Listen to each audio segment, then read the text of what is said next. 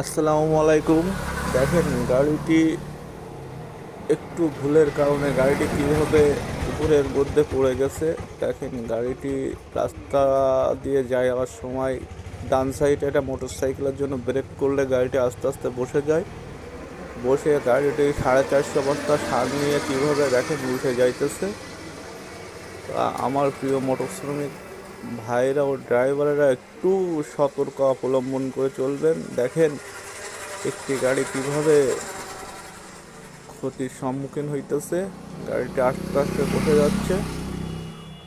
আর driver ভাই খুবই চেষ্টা করতেছে, কিন্তু ওইভাবে তো অত ভারী গাড়ি কখনো ধরে রাখা যায় না।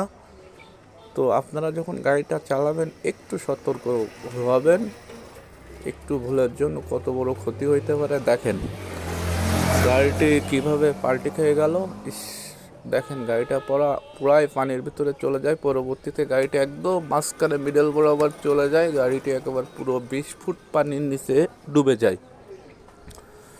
পরে সাতক্ষীরা সালাউদ্দিন ভাইয়ের সাথে যোগাযোগ করলে তার চেনকপ্পা বাহিনী দিয়ে গাড়িটি খুবই সুন্দরভাবে উদ্ধার করে।